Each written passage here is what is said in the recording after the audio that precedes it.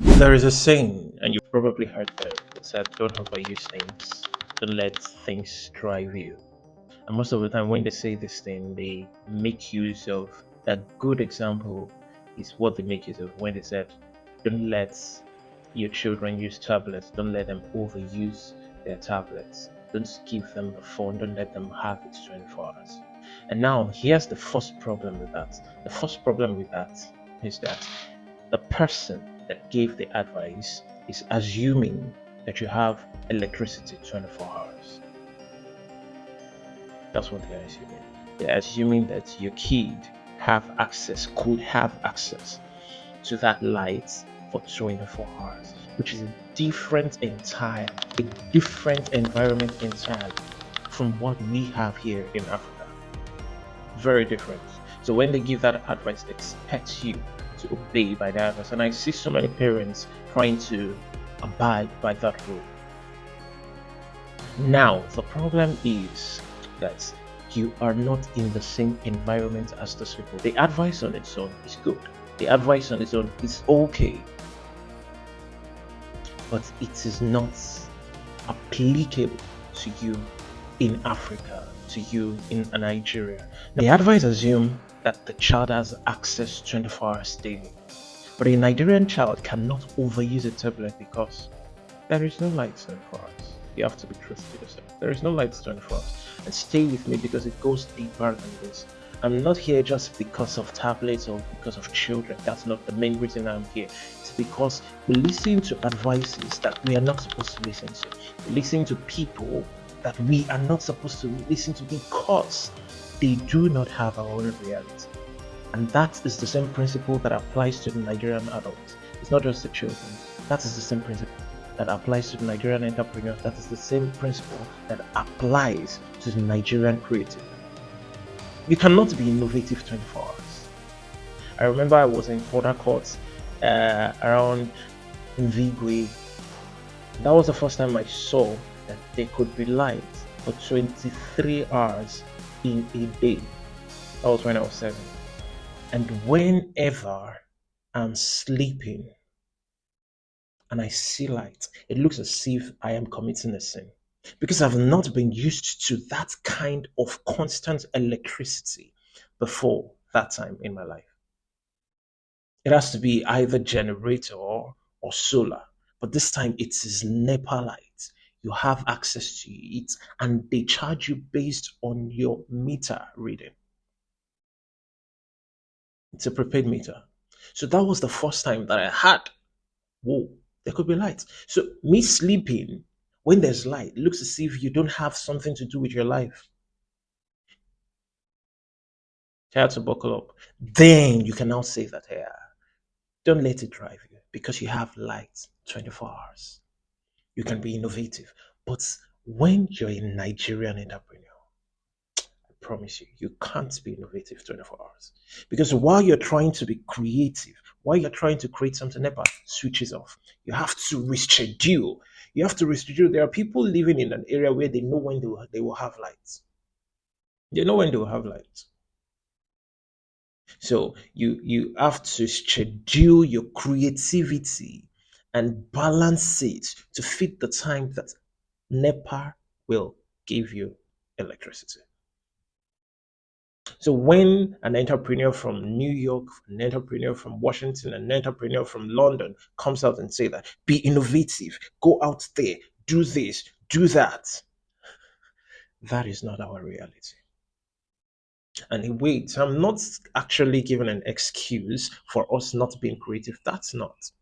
What I'm saying is that we are not to take advice from people that are not in our reality. And I am going to show you more. I'm going to show you. Now, here's why. Here's where I want you to really pay attention because what I am about to say is going to reframe everything you've been told about success. It is going to reframe it. Number one, you should never take advice from someone that has not walked in your shoes.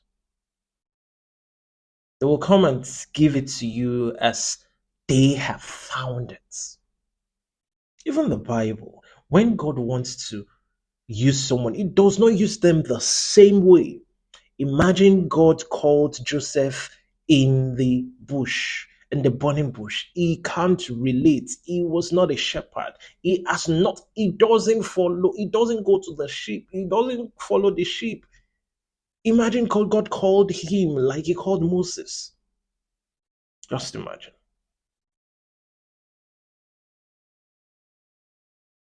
Even God Himself knows that everyone has different reality. Not because they align, well, those advices, it's not because they align, but because their advice was built for their environment and not for your environment. Now, I'm going to give you names of people, real quotes, and real numbers, because this isn't abstract. It is not abstract. This is happening every single day and it is costing people their confidence. And that's why I need to say this. Let's start at home, right here in Nigeria. Right here in Nigeria. Aliko Dangote, the richest man in Africa, he always says that start small and dream big. He's the richest man in Africa. Yes, you have to look up to him because you want to be rich, you want to be wealthy, you want to be an entrepreneur, you want to be a successful entrepreneur. It's a beautiful quote. Start small and dream big. Motivating everybody. Everybody will repost it. You see them, they will retweet it. But let me tell you, Dangote actually started in 1977 at 21 years old. He got a loan of 500,000 naira from his uncle. 500,000 naira from his uncle in 1977. And he says you should start small. And you will start saying, yes, start small. 500,000 naira in 1977. You know how much that is? When the naira was stronger than the dollar, it was worth $325,000. That's how much 500,000 naira. In those days, that's how much it's worth. 325,000. $325,000 in today's economy is nothing less than 420 million naira. So when I say listen to those that have walked your reality, you might not get me. You might not get me. You might not get me. You might not get me. And let me still give you more. Factor in inflation to today, and that same loan is the equivalent of about 1.2 billion naira. I just did the former calculation and I told you 420 million. But with the inflation of everything till today, that loan is equivalent to 1.2 billion naira. This is fact. I'm not making this up. Facts. On top of that loan, he also inherited 3 cement trucks from his grandfather. That was standard practice in his family. 3 cement trucks. Start small. You will repost, right? You want to be like Dangote. Dangote did not start from the bottom. He does not understand your reality. He doesn't. And he can never understand your reality. He's not the one to be listening to. If eventually you now have money, you now have millions, you're now a millionaire, or your parents is a millionaire, you can start listening to him because he has walked that path. But your own current reality now, he has not walked it and he cannot understand. So his advice cannot work for you. You still don't believe me, right? You still don't believe me. Listen to this again. Dangote's maternal grandfather, Alhaji Sanusi Dantata, was the wealthiest man in West Africa at his time.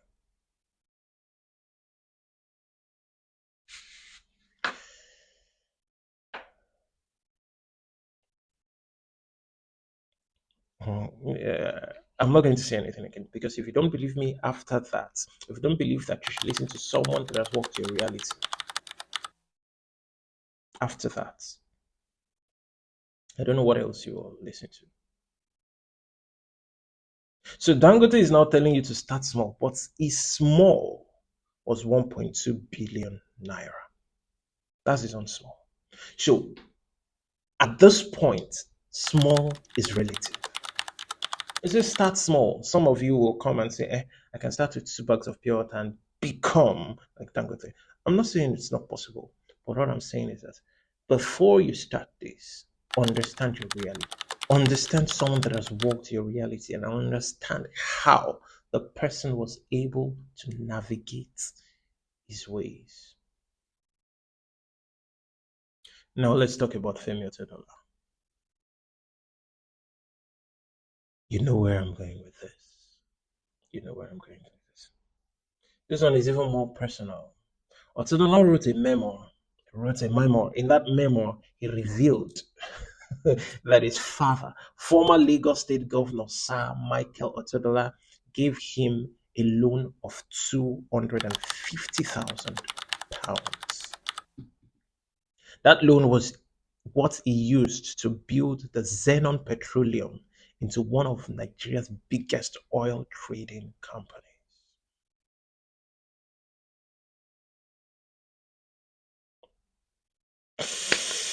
He also shared that when his daughter Didikopi was 16, he gave her 10 million naira for her first major show. You want more? You want more, right? 10 million naira for a teenage girl's first show. Now I'm not saying Otedola didn't work hard. He did. He's a smart man. I'm not saying he didn't work hard. He's a smart man. But a man whose father is a governor, and the governor, his father, could give him £250,000, is not a man that has walked your reality. And he's not a man that could walk, that could understand your shoes. I can't say you should not listen to him, but I want you to know that listening to him does not mean you are walking in his shoes. One thing I want you to know is that seizing opportunity is much easier when your fallback is £250,000.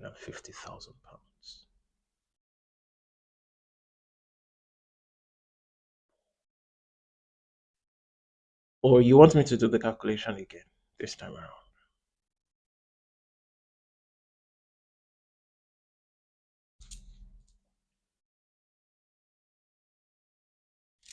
I'm going to gloss over this, and if you want this book that I've written, I have a book. I can send it to you for free.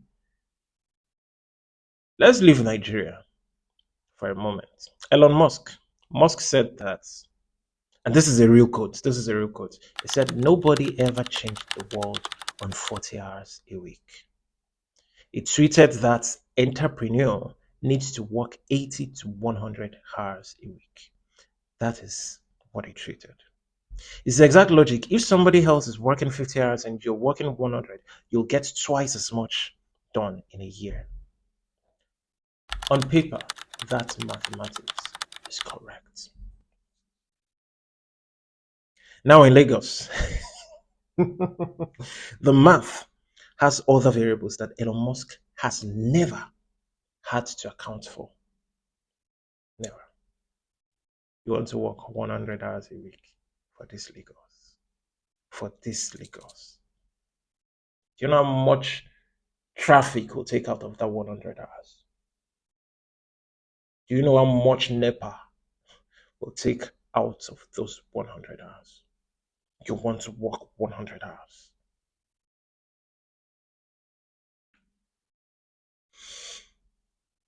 Fast internet, food delivery at the store, stable power electricity. I'm not giving excuses. I'm just trying to let you see the reality here. Okay.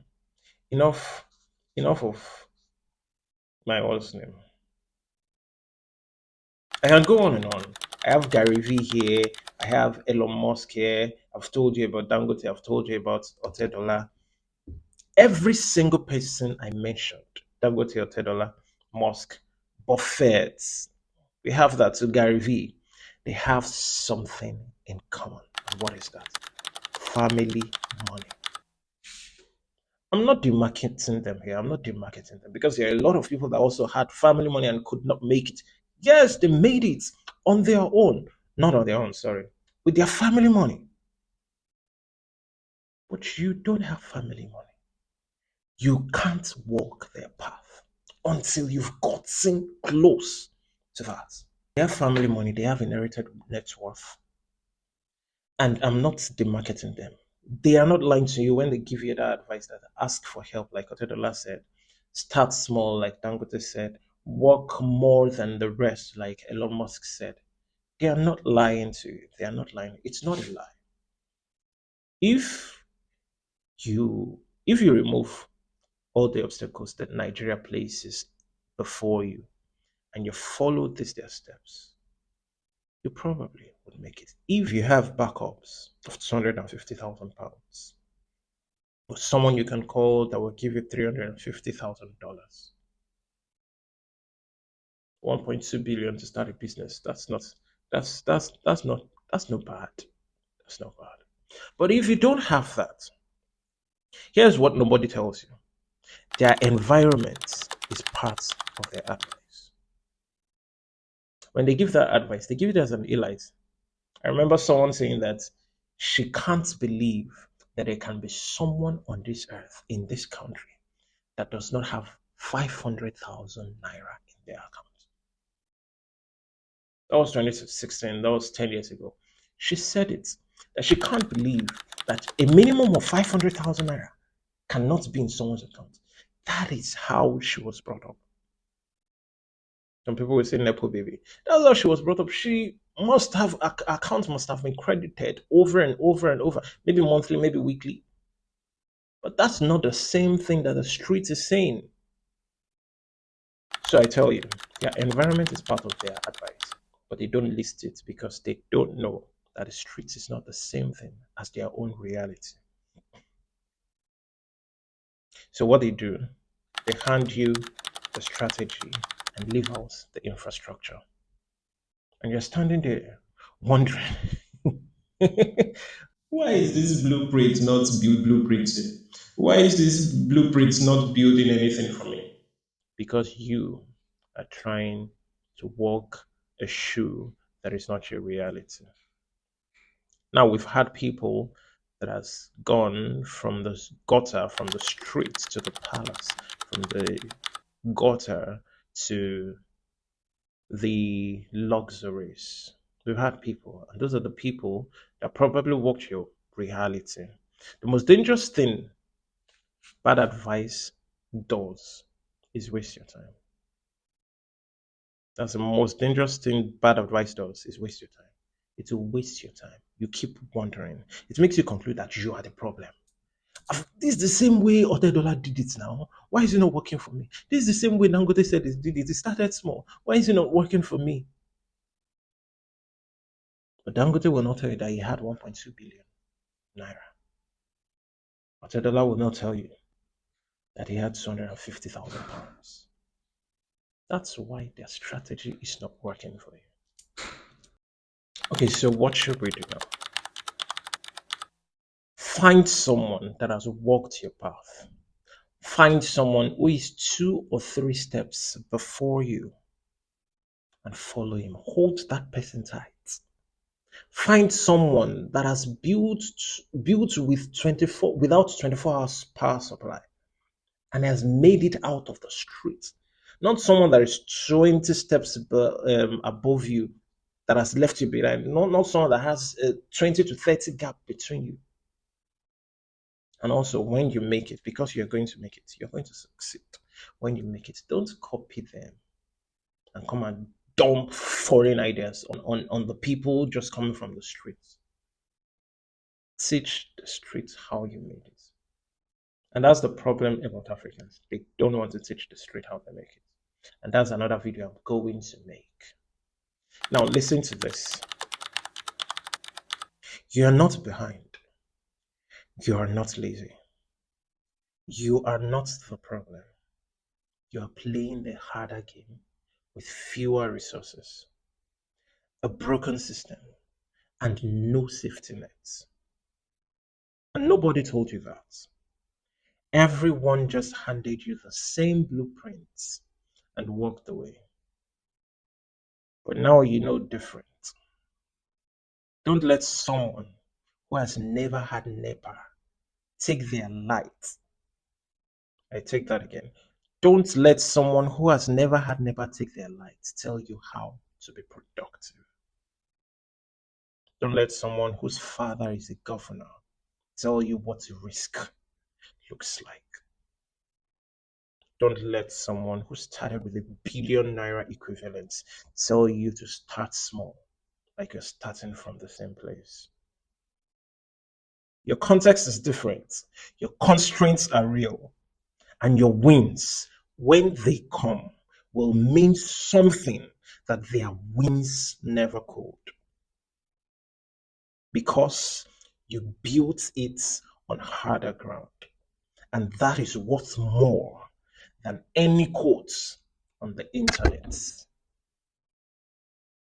Thank you. You see what I mean? If this is your first time of seeing this video, of coming across this channel, you might not come across us again if you don't subscribe, if you don't like. And if you don't want to subscribe, I hope you've been blessed.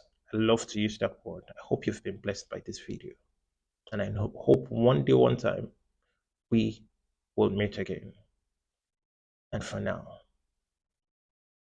have a great day and go and succeed.